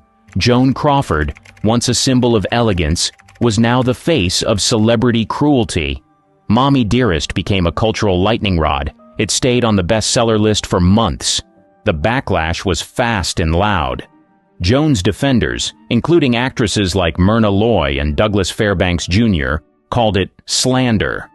But others came forward with their own stories. Some said they'd seen Joan slap her daughter at parties. Others recalled her coldness and control. In 1981, the book was adapted into a film starring Faye Dunaway. The performance was bold, but turned Crawford into a camp icon. It wasn't a tribute. It was a caricature. Dunaway later regretted it. Christina didn't. The book didn't just stain Joan's reputation. It rewrote it. From award-winning actress to cautionary tale, Christina never apologized for writing it. She said, "I wanted the truth out, even if people didn't like it." Joan Crawford never got to respond. She died with her version of the story intact. But in the years that followed, it wasn't her version that survived. It was Christina's. You've seen actors pretend to be tough, but what about the ones who actually lived it? The coal miners, the war veterans, the daredevils who refused to fake a single punch. This is their story. Douglas Fairbanks, the original daredevil. Long before stunt doubles became standard, Douglas Fairbanks was already putting his life on the line. In the 1910s and 1920s, he built his fame not only through charm, but through raw athletic ability. Audiences came to expect one thing from him: danger performed live on camera. Fairbanks didn't wait for Hollywood to hand him an image. He created it. A trained gymnast and fencer, he used skills from his youth to give silent adventure films a new energy. When cameras rolled on the Mark of Zorro in 1920, he scaled rooftops, swung from balconies, and landed jumps that would break most men. Every leap was his, no tricks behind the curtain. The daring grew bigger with Robin Hood in 1922. Studios spent nearly $1 million to build a massive castle set, and Fairbanks climbed every inch of it. He charged across stone walls, battled dozens of extras with swords, and leapt into the air without hesitation. Crowds were stunned, and critics labeled him the screen's king of swashbucklers. His risk-taking wasn't a one-off. In The Thief of Baghdad, 1924, he pushed even further. Scenes showed him swinging from enormous ropes, balancing high above the set, and diving into action without safety nets. The film's budget ballooned past $2 million, gigantic for its time, but much of the spectacle rested on Fairbanks's physical endurance. He gave audiences a thrill they couldn't find anywhere else. Off-set, His lifestyle matched the screen persona. He kept strict fitness routines, trained with Olympic-level coaches, and insisted that no one else could perform his stunts better. His confidence sometimes clashed with directors, but it worked. Box office numbers kept climbing, and moviegoers lined up to see what stunt he would risk next. Errol Flynn, Hollywood's wild swordsman. Chaos often followed Errol Flynn, both on and off screen. By the late 1930s, he was the studio's go-to swashbuckler, and Warner Brothers leaned into his appetite for risk. When cameras rolled on Captain Blood in 1935, Flynn fought with real steel. He trained under fencing master Fred Cavens, but he refused to slow down for safety. The duels moved at near combat speed, and audiences could feel it. 2 years later came The Adventures of Robin Hood. Flynn didn't hold back.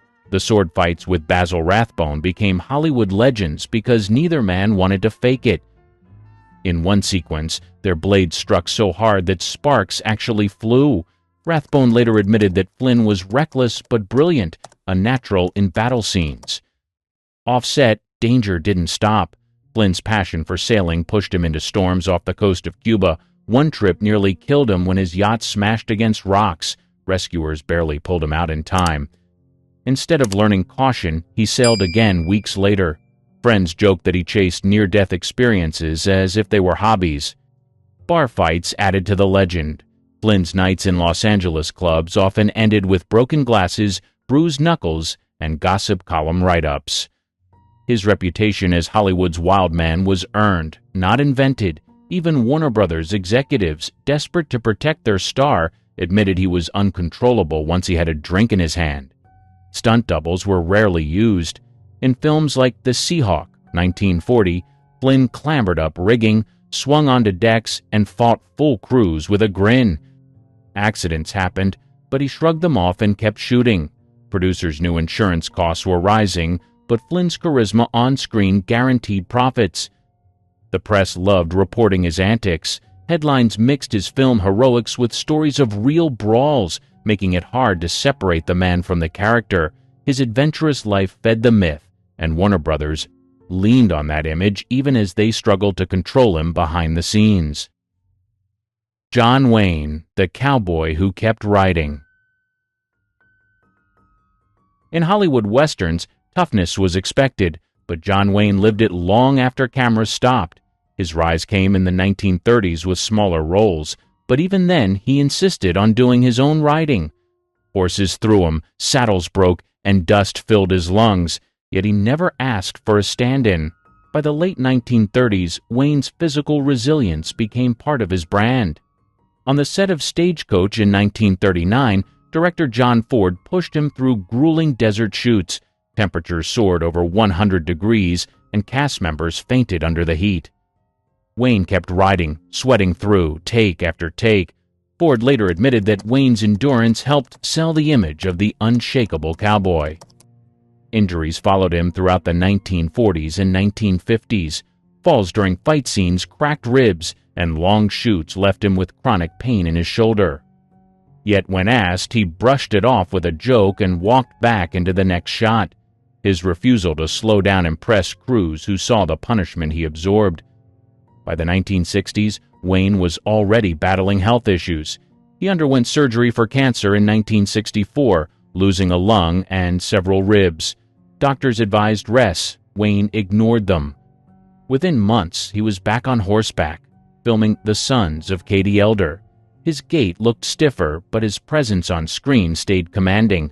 Audiences never knew how badly his body hurt. The punishment only increased in True Grit, 1969. Wayne, wearing an eye patch as Rooster Cogburn, insisted on charging his horse through streams and rocky terrain himself. When he won the Academy Award for the role, reporters noted that he filmed with the same grit his character carried. Even in the 1970s, when age slowed him, Wayne refused to fake it. In The Shootist, 1976, his final film, he performed horseback scenes while fighting advanced cancer. Crew members said he refused offers of body doubles, determined to finish his career the way he started, by doing it himself. Kirk Douglas, the Chin of Steel. He earned his reputation the hard way. In the late 1940s, he broke through with Champion, 1949, playing a ruthless boxer. The fight scenes weren't staged at half speed. Douglas absorbed real hits to make the punches look convincing. Crew members recalled that he left the set bruised almost every night, but he insisted that audiences deserved authenticity. His intensity only grew with larger productions. In The Vikings, 1958, Douglas clashed swords on icy terrain. One scene ended with a broken tooth after a mistimed strike. He spat blood, reset himself, and finished the day's shoot. Later, he admitted that the pain was real, but claimed it kept the film from looking fake. His stubbornness gave directors confidence that he could survive anything. The most famous ordeal came with Spartacus, 1960. Douglas not only starred but produced the epic. Long battle sequences were filmed under blazing sun, and he personally charged into lines of armored extras. Falls from horses and rough sword duels left him battered, but he refused to delegate the action. Friends warned that he was risking long-term injury. He waved them off, convinced that leading an army on screen meant leading it for real. As decades passed, his toughness extended far beyond film sets. In 1991, at age 74, Douglas boarded a helicopter near Santa Paula, California. Minutes after takeoff, it collided mid-air with a small plane. The crash killed 2 other passengers. Douglas survived with serious back injuries but stunned reporters by walking out of the hospital days later. He later admitted he was haunted by the tragedy, yet the fact that he lived at all seemed miraculous. 3 years later, a stroke left him with impaired speech. Most actors would have retired quietly. Douglas instead fought through therapy and returned to public life. In 1996, he walked on stage at the Academy Awards to a standing ovation. His voice was slurred, but his spirit wasn't broken. He even published books and gave interviews well into his 90s, often joking that nothing could keep him down for long. Steve McQueen, the king of cool under fire. His career took off in the late 1950s with Wanted, Dead or Alive, where he carried himself with the swagger of a man who had already survived more than most. Raised in reform schools in the Marine Corps, McQueen brought that toughness into Hollywood with a chip on his shoulder. By the 1960s, his obsession with racing was no secret.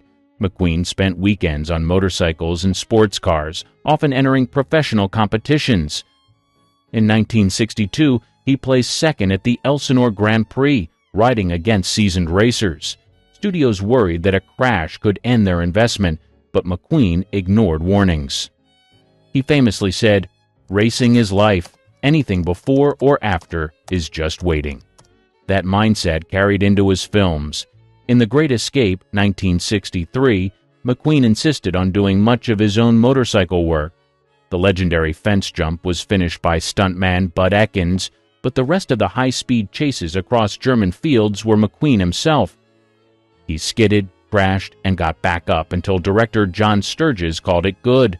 Fans still debate which shots were him, which was the point. He blurred the line between actor and stuntman. His most famous dare came with Bullitt, 1968. The car chase through San Francisco streets became one of cinema's most iconic sequences. McQueen drove the Mustang himself for most of the chase, hitting speeds that alarmed insurance agents. During one take, he nearly lost control on a corner, missing a camera rig by inches. Warner Brothers executives begged him to let a double finish, but McQueen pushed through. The result cemented him as Hollywood's definitive action star. Racing off-screen nearly killed him. At the 12 Hours of Sebring endurance race in 1970, McQueen competed with a broken foot held together by a cast. Driving a Porsche 908, he and teammate Peter Revson finished second against professionals. Reporters couldn't believe he had endured the pain for 12 hours behind the wheel. Friends later admitted he risked permanent damage, but McQueen dismissed the concern. Even when illness struck in the late 1970s, he didn't soften. Diagnosed with mesothelioma, McQueen continued racing and performing stunts until his body could no longer handle it. Charles Bronson, tough man of the steel mills. Before Hollywood, survival meant coal mines. Charles Bronson grew up in Pennsylvania as one of 15 children in a Lithuanian-American family. His father died when he was 10, leaving the family in poverty. By 16, Bronson was working in the mines himself, covered in soot and hauling loads heavier than his frame suggested. The grit of those early years never left him. World War II gave him another trial. Bronson served as a tail gunner on a B-29 bomber in the Pacific. The role was one of the most dangerous in the service. Gunner compartments were cramped, vulnerable, and often the first targets of enemy fire. He survived missions that killed many of his fellow airmen and returned home with a Purple Heart. That real-life experience hardened him long before the cameras rolled. When he entered acting in the 1950s, Bronson carried himself with quiet intensity. He wasn't the charming lead, he was the tough man in the corner, the one directors cast when they needed authenticity. In House of Wax, 1953, and later The Magnificent Seven, 1960, his performances drew from a life already marked by danger and labor. On set, he didn't act delicate. Bronson was known for doing fight scenes full force, sometimes leaving his co-stars with real bruises. In The Dirty Dozen, 1967, his military background gave him credibility, and he powered through punishing action sequences with little complaint. Other actors remembered him as the most serious man on set, someone who never needed to be reminded to look tough. He was tough. By the 1970s, Bronson had become an international star through films like Death Wish. The vigilante action scenes were shot in rough New York neighborhoods, and the actor demanded to be in the middle of them. Crew members recalled his ability to perform long nights of filming without showing fatigue.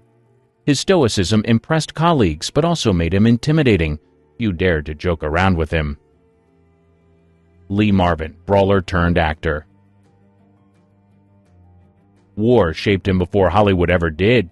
Lee Marvin enlisted in the U.S. Marines during World War II and fought in the Battle of Saipan in 1944. He was shot in the buttocks by machine gun fire, the bullet severing his sciatic nerve. The injury ended his combat service, but he carried the limp for the rest of his life.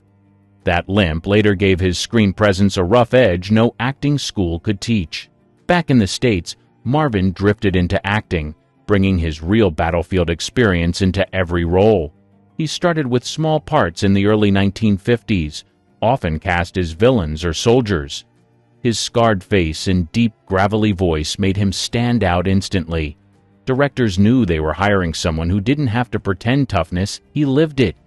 Off-screen, Marvin's barroom reputation grew almost as quickly as his film credits. Stories of fistfights in New York and Los Angeles followed him. He drank hard, fought harder, and rarely walked away clean. Yet the chaos only added to his aura. By the mid-1950s, producers were both worried about his temper and eager to capture his raw energy on screen. On film sets, he refused to coast. In The Big Heat, 1953, Marvin shocked audiences by playing a brutal gangster who scars Gloria Graham's character with boiling coffee. The scene was staged but drew on his natural intensity. In The Dirty Dozen, 1967, he led an ensemble of actors through grueling military drills, insisting on realism in every shot. Co-stars later recalled that he treated training days like real boot camp. Stunt doubles were offered, but Marvin avoided them whenever possible. In fight scenes, he often connected for real. Actors who worked with him joked that a punch from Marvin was part of the job. His willingness to take and deliver hits kept scenes from looking staged. As his fame grew, the contradictions followed. Marvin could be generous and funny one moment, then unpredictable and violent the next. His toughness wasn't carefully managed, like a studio image. It was who he was. Bruce Lee, the fighter who changed cinema. Martial arts weren't a hobby for Bruce Lee. They were survival.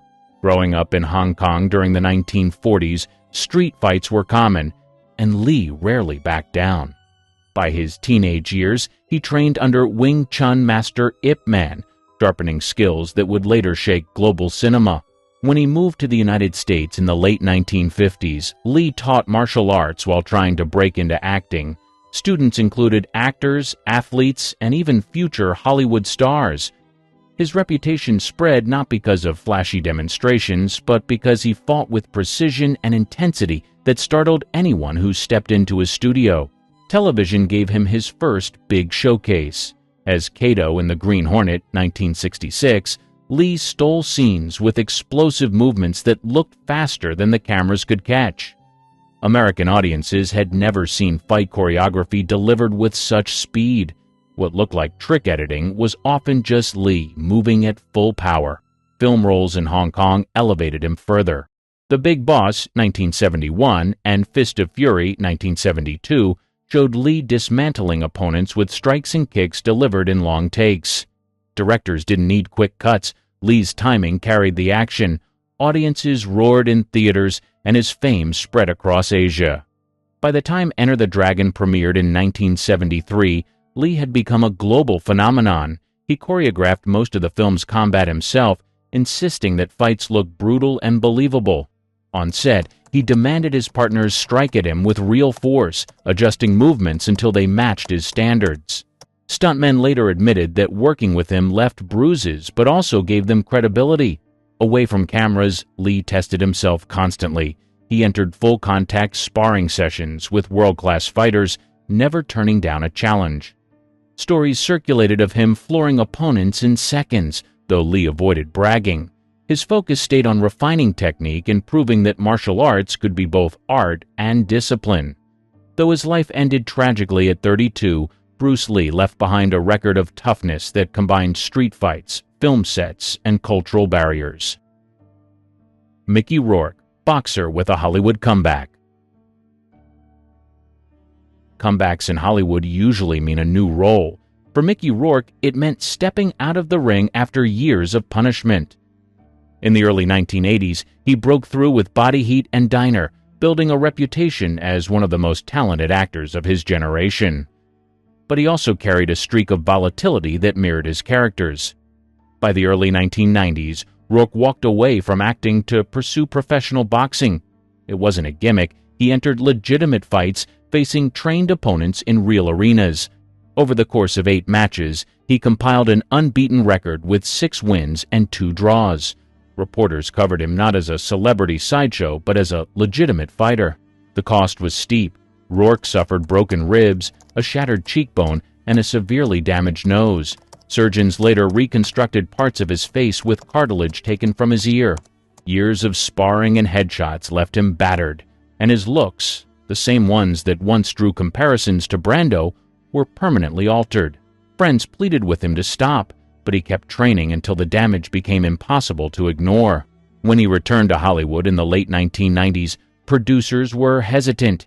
His appearance had changed, his reputation was rough, and his career looked finished. Yet Rourke refused to quit. Small parts in films like Once Upon a Time in Mexico slowly rebuilt interest, showing that his screen presence hadn't disappeared with his old looks. Then came The Wrestler, 2008. Playing Randy the Ram Robinson, Rourke poured his real injuries and scars into the performance. Training with professional wrestlers, he executed punishing moves in the ring, absorbing blows that most actors would never attempt. Critics noted that the role felt autobiographical, an aging performer fighting for relevance through physical pain. The film earned him a Golden Globe and an Academy Award nomination. Even after The Wrestler, Rourke continued balancing film with combat sports. He sparred, trained, and even entered a professional boxing match in Moscow in 2014 at age 62. While the fight sparked debate, it confirmed what his life had always shown. Mickey Rourke never stopped testing himself against pain. Tom Cruise, Hollywood stunt addict. Studios spend millions trying to keep their stars safe. Tom Cruise spends millions proving he doesn't need the safety net. Since the 1980s, he's been pushing himself into stunts that most professionals would turn down. What started as a few risky moves in Top Gun grew into an obsession that defined his career. In Mission Impossible, 1996, Cruise began by dangling from wires in a high-security vault. That sequence became iconic, but it was only the start. For the sequel in 2000, he climbed sheer rock faces in Utah without a harness for key shots. By 2011's Ghost Protocol, Cruise raised the bar again. He strapped himself to the Burj Khalifa in Dubai, the world's tallest building, and sprinted across glass windows more than 1,000 feet in the air. Safety wires were hidden, but the danger was real. Behind the scenes, clips showed crew members stunned that he even attempted it. The risks kept escalating. During Rogue Nation 2015, crews hung onto the side of a military plane as it took off, enduring winds at over 100 miles per hour. The stunt required 8 takes, and each time he was actually bolted to the aircraft. Co-star Simon Pegg later admitted the crew couldn't believe what they were watching. In Fallout 2018, he chased villains across rooftops in London. A miscalculated jump left him with a broken ankle as cameras rolled. Instead of stopping, he pulled himself up, finished the sprint, and only then collapsed. The shot stayed in the final cut, proving his determination to finish no matter the cost.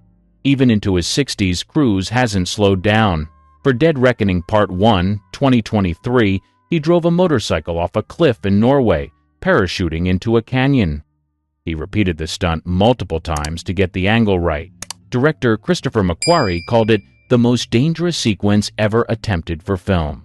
While Hollywood uses doubles, green screens, and digital tricks, he insists on the real thing. Every risk, every injury, every terrifying leap belongs to him.